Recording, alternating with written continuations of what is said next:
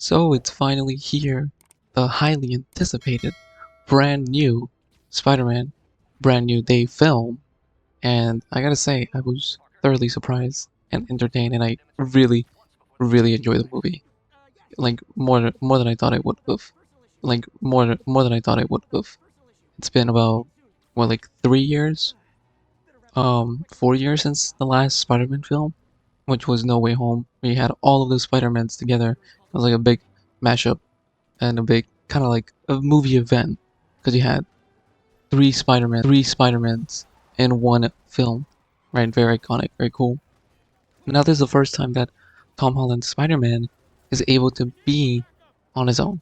He's able to have his a film on his own where it's just him and his struggles as Spider-Man, his struggles with the aftermath of the previous movie, and there's a lot of good, some bad, just little things here and there, but overall it's just a lot of good, a lot of awesome enjoyment and cool stuff from the movie. Where, at least for me, it was about to like reach that peakness of being like a legendary film. Almost, not quite, but let's get into the nitty gritty and all the stuff about the movie. Now, first half of this is gonna be spoiler free, and then I'll let y'all know when it's. I'm gonna talk about spoilers because there's kind of some like interesting stuff to know, or we can discuss it after, or we can discuss it afterwards, and we'll be like kind of like for future films in the future of Marvel. That's really what the spoiler stuff is gonna talk about. 'Cause it's more about like kind of some of the small things that they set up in this movie, but it felt like its own contained story, which I really appreciate. Well, some of these Marvel movies are kind of just like setting up for other movies. See, that was like my biggest complaint with the Superman movies, that it felt that it was just a movie to set up other movies. But no, this is Spider-Man's own story, his own standalone story that he tells. Now with his supporting cast with the Punisher, right? They also are very involved in the story. Actually adds on to the film. And he kind of gets some character development as well. Now, I've never seen anything Punisher related. Like I haven't seen the Netflix show. I also haven't seen Daredevil. None of the Marvel TV shows I don't watch. I don't really care for them. But for what they showed here for the Punisher, he also has his own little kind of story arc, and his contribution to the story is actually meaningful. It's so refreshing seeing a story where the plot moves along by the actions and motivation characters and not just scenes happening because they need to happen. It's actually more of like, okay, there's this issue that Peter needs to solve. He goes out and tries to solve it, but as he's solving it, he finds out more of what's going on in the world, and then another issue arises because of what he tried to do, and so on and so forth. And it's actually like pretty well structured and well paced movie. It is kind of a long movie, but after rewatching it, I've seen this movie twice now. We might even go for a third time to watch it. Pacing is really well done. I would say maybe towards the end it gets a little slow, but it didn't feel like we were just kind of dragging or things were just being retold or redone, being redundant like in other films. It actually felt like, okay, things are moving along now. Continue on with the story. Let's move on to the next thing. I will say that it's not really action heavy. It's more drama focused, like a lot more story in this Spider-Man film, which I thought was a little surprising. For me, I kind of wanted like a little more action, but that's what I say about every Spider-Man movie. I want more Spider-Man action. But it really does focus a lot in the characters and Peter Parker's struggle, which is, you know, it's amazing. And then at the end of the film, you got your cool Spider-Man action, but it was earned. It wasn't just like, oh, we need to have a big action set piece. No, it was earned. All of the characters are there to contribute, and they all play a part in the movie, including like Bruce Banner for Hulk, right? You see him in the trailers. The Hulk's gonna be in the movie. And you're like, oh, but they're just throwing in heroes just to have them in the movie. But no, he plays a critical role in not only the events, but in something that Peter is trying to learn. It's not just like, oh, a cameo for the sake of a cameo. No, they're actually part of the story. They're integrated into the story. It was overall just like very well done. Very well done overall. A bit of a kind of like a complaint was at the beginning when you're learning about, it's like the prologue where it's like, oh, my name is Peter Parker and I'm Spider-Man and I go and fight crime, and it kind of recaps the Spider-Man story a bit.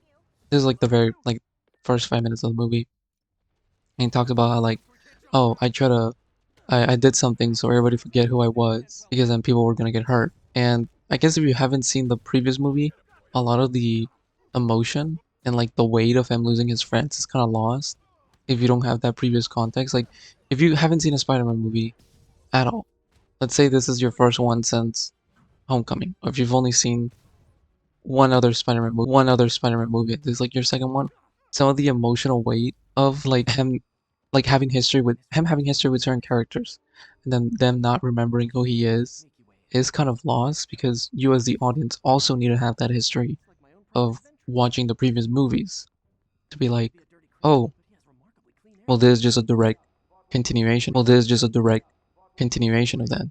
But it's a little weird because it's like a reboot, like a soft reboot, but also a sequel, a continuation of his character and his story.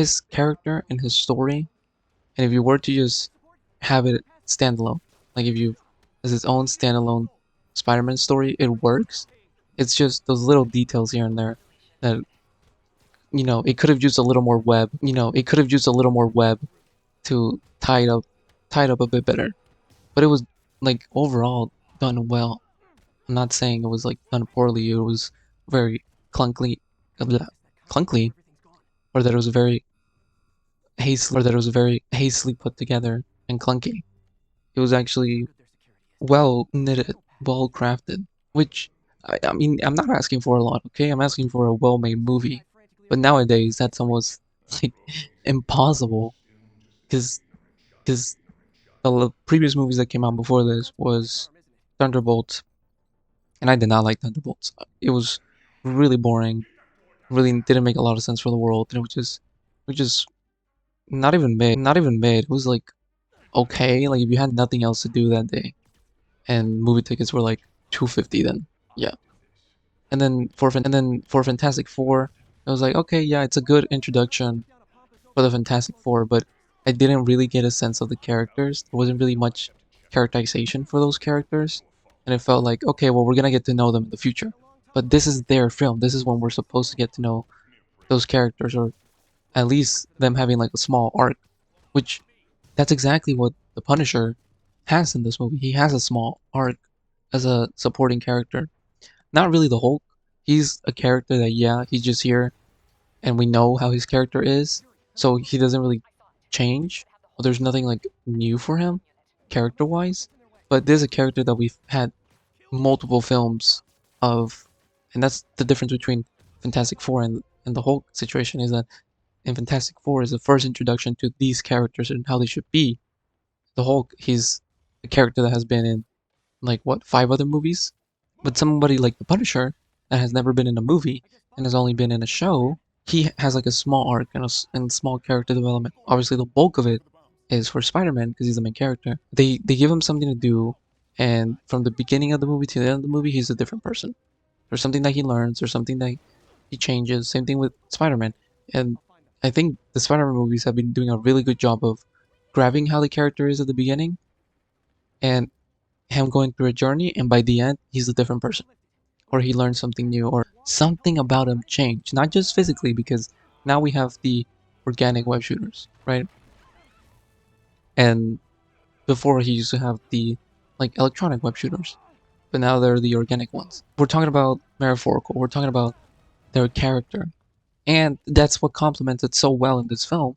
That his change to a new Spider-Man, both metaphorically and literally, are well put together in the film. He's not just changing physically as like having new abilities and changes within his powers, but him as a character is also changing. And from the beginning of the movie to the end of the movie, he's a different person, or he learns something new. Which it's like storytelling 101, but you'll be surprised how many movies can't get this right. The other last two superhero movies that came out, and this is on DC's side, is Superman and Supergirl. I did not see Supergirl. I saw Superman like 4 times in the movie theater. Alright? I thoroughly examined this film. I watched every scene multiple times, 4 times watching a movie. And this was back when it was in theaters. Because I was like, man, we haven't had a Superman movie in so long. why don't I like it? I wasn't like terrible, but it wasn't like it wasn't like I actually liked the film.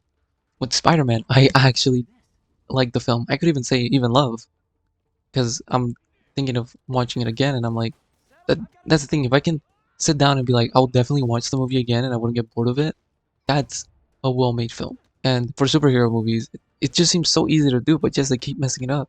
And then before this movie, Supergirl came out like a month ago. I didn't watch it, but I watched reviews on it, and I didn't need to watch it to know that it was gonna be bad and boring and lackluster. And like I said, the character is one way at the beginning of the movie, and at the end of the movie, it's still the same. It's such a simple thing to ask, but they managed to do it. And now that the character has changed, and now that he's different, at the end of the movie, I can say that I'm excited to see where it goes, especially with some of the stuff that the implications of the world. But that's my thoughts on the movie. We're now gonna move on to the spoiler section. I would say if you want to watch it, you should definitely watch it. It would not disappoint you, and it trust me, out of all the other superhero movies that have come out, it is by far one that is worth seeing in the movie theater. But now let's move on to spoiler section. Alright, this is the spoiler section of the Spider-Man movie, Brand New Day. And let's get right off the bat, let's talk about the ending. Right? That's pretty much every time you go to a spoiler section, you want to talk about the ending. So the main villain, not really a villain, more like a misguided character, parallels Spider-Man Spider-Man's story.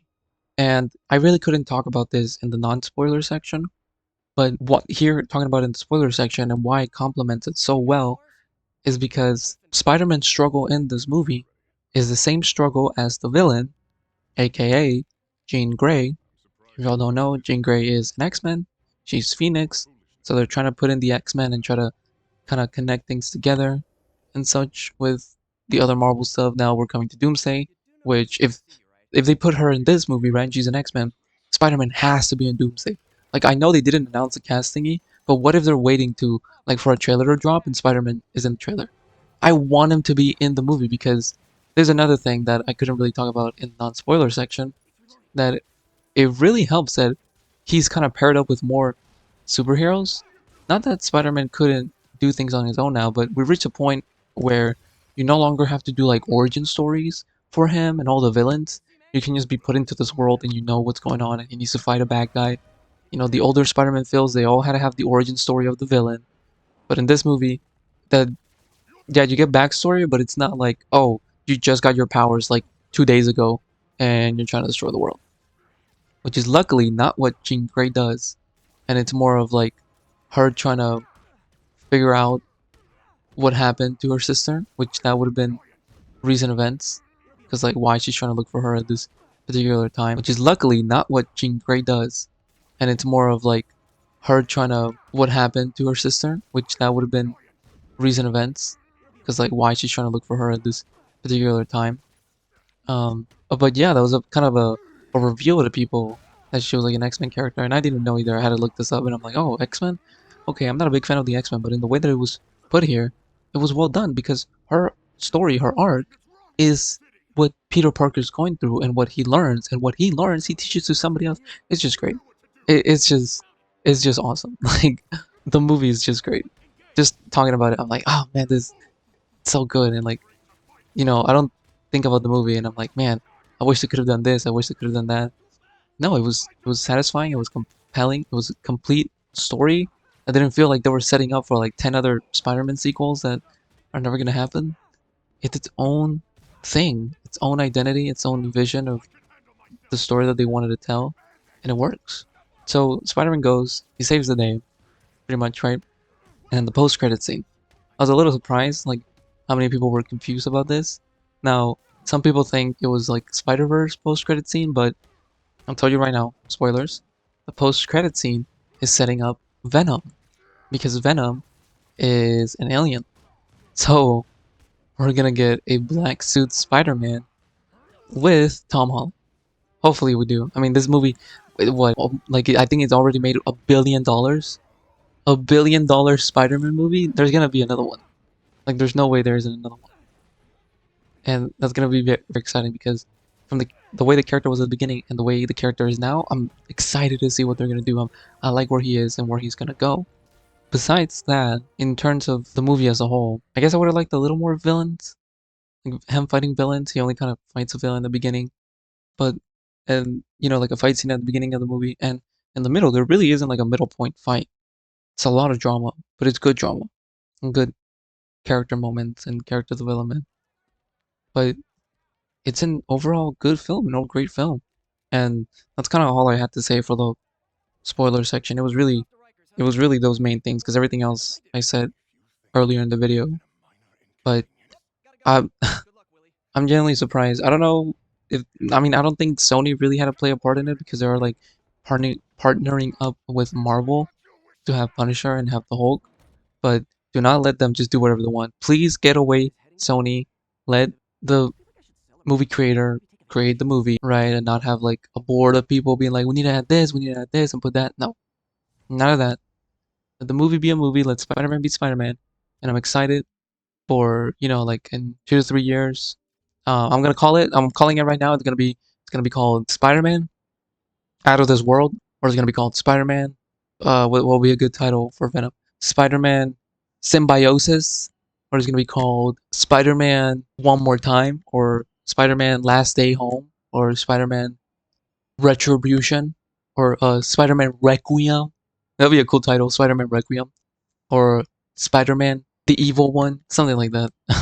I think that'll be the next title of the movie. I think something like Spider-Man Out of This World or Spider-Man Space Adventure, something like that. But overall, great movie. If you watch it, you will not be disappointed. Kind of all I gotta say. So thank you very much for watching and listening, and let me know what you think. Make sure to put it down in the comments if you have seen it, what you thought about it, or if you haven't seen it. You could put down in the comments what you think about the movie before you watch it, and then you go watch it, and then you come back and you like edit your comment and be like, oh yeah, this is what I think about it, because I would like to know what other people, especially y'all who listen to this, your thoughts on the movie and what you liked about it and you didn't like about it, and if you like this very helpful insight on the movie, I would greatly appreciate if you drop a like. It's free. Unlike movies, liking and subscribing is free. I can guarantee you it'll be amazing. See what I did there? Spider-Man pun. Amazing Spider-Man. Okay, whatever. I'm gonna get out of here. I'm gonna keep playing the Spider-Man video game, but I'll see y'all in the next video.